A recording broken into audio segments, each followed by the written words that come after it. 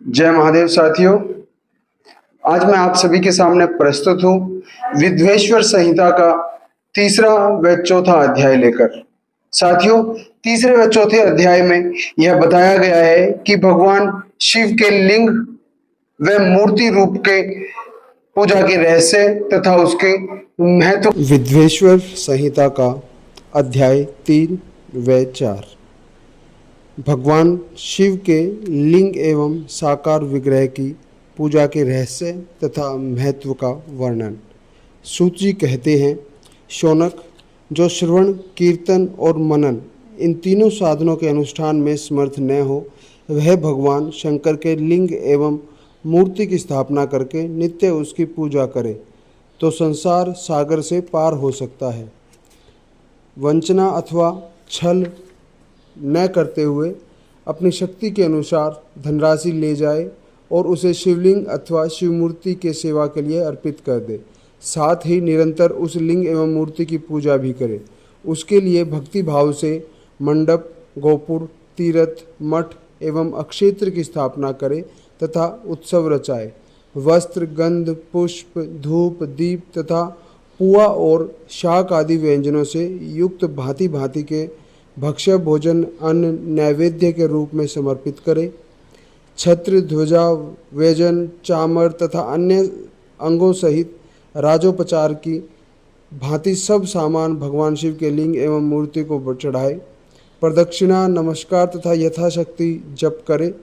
आवाहन से लेकर विसर्जन तक सारा कार्य प्रतिदिन भक्ति भाव से संपन्न करे। इस प्रकार शिवलिंग अथवा शिव मूर्ति में भगवान शंकर की पूजा करने वाला पुरुष श्रवण आदि साधनों का अनुष्ठान न करे तो भी भगवान शिव की प्रसन्नता से सिद्धि प्राप्त कर लेता है।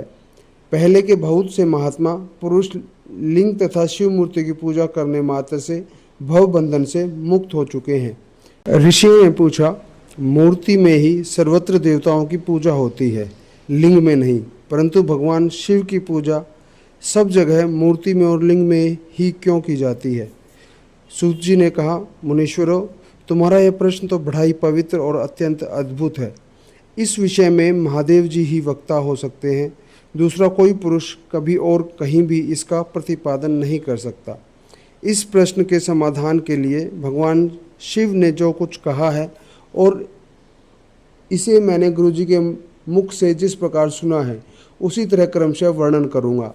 एकमात्र भगवान शिव ही ब्रह्मरूप होने के कारण निष्कल निराकार कहे गए हैं। रूपवान होने के कारण उन्हें सकल भी कहा गया है, इसलिए वे सकल और निष्कल दोनों हैं। शिव के निष्कल निराकार होने के कारण ही उनकी पूजा का आधारभूत लिंग भी निराकार ही प्राप्त हुआ है, अर्थात शिवलिंग शिव के निराकार स्वरूप का प्रतीक है। इसी तरह शिव के सकल या साकार होने के कारण उनकी पूजा का आधारभूत विग्रह साकार प्राप्त होता है, अर्थात शिव का साकार विग्रह उनके साकार स्वरूप का प्रतीक होता है। सकल और अकल, समस्त अंग आकार सहिता साकार और अंग आकार से सर्वदा रहित निराकार रूप होने से ही वे ब्रह्म शब्द से कहे जाने वाले परमात्मा हैं। यही कारण है कि सब लोग लिंग निराकार और मूर्ति साकार दोनों में ही सदा भगवान शिव की पूजा करते हैं। शिव से भिन्न जो दूसरे देवता हैं वे साक्षात ब्रह्म नहीं हैं, इसलिए कहीं भी उनके लिए निराकार लिंग नहीं उपलब्ध होता। पूर्व काल में बुद्धिमान ब्रह्मपुत्र सनत कुमार मुनि ने मंदराचल पर नंदिकेश्वर से इसी प्रकार का प्रश्न किया था। सनत कुमार बोले, भगवान शिव से भिन्न जो देवता हैं उन सबकी पूजा के लिए सर्वत्र प्रायः मूर्ति मात्र ही अधिक संख्या में देखा और सुना जाता है। केवल भगवान शिव की ही पूजा लिंग और वेद दोनों का उपयोग देखने में आता है। अतः कल्याण में नंदिकेश्वर इस विषय में जो तत्व की बात हो उसे मुझे इस प्रकार बताइए जिससे अच्छी तरह मैं समझ पाऊँ। नंदिकेश्वर ने कहा, निष्पाप ब्रह्म कुमार, आपके इस प्रश्न का हम जैसे लोगों के द्वारा कोई उत्तर नहीं दिया जा सकता, क्योंकि यह गोपनीय विषय है और लिंग साक्षात ब्रह्म का प्रतीक है। तथापि आप शिव भक्त हैं, इसलिए इस विषय में भगवान शिव ने जो कुछ बताया है उसे ही आपके समक्ष कहता हूँ। भगवान शिव ब्रह्म स्वरूप और निराकार हैं, इसलिए उन्हीं की पूजा में निष्कल लिंग का उपयोग होता है। संपूर्ण वेदों का यही मत है। सनत कुमार बोले, महाभाग योगिंद्र, आपने भगवान शिव तथा दूसरे देवताओं के पूजन में लिंग और वेर के प्रचार का जो रहस्य विभाग पूर्वक बताया है वह यथार्थ है।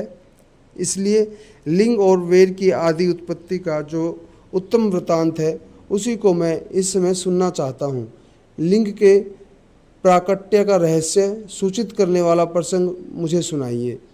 इसके उत्तर में नंदिकेश्वर ने भगवान महादेव के निष्कल स्वरूप लिंग के आविर्भाव का प्रसंग सुनाना आरंभ किया। उन्होंने ब्रह्मा तथा विष्णु के विवाद, देवताओं की व्याकुलता एवं चिंता, देवताओं का दिव्य कैलाश शिखर पर गमन, उनके द्वारा चंद्रशेखर महादेव का सत्वन, देवताओं से प्रेरित हुए महादेव जी का ब्रह्मा और विष्णु के विवाद स्थल में आगमन तथा दोनों के बीच में निष्कल आदि अंतर्हित भीष्म अग्निस्तंभ के रूप में उनका आविर्भाव आदि प्रसंगों की कथा कही। तदंतर श्री ब्रह्मा और विष्णु दोनों के द्वारा उस ज्योतिर्मय स्तंभ की ऊंचाई और गहराई का था लेने की चेष्टा एवं केतकी पुष्प के शाप, वरदान आदि के प्रसंग भी सुनाए। विद्वेश्वर संहिता के तीसरे व चौथे अध्याय के अंत में मैं आप सभी से निवेदन करता हूं कि आपके अपने YouTube चैनल पुराणों से को सब्सक्राइब व लाइक अवश्य करें। जय महादेव, जय शिव शंकर साथियों।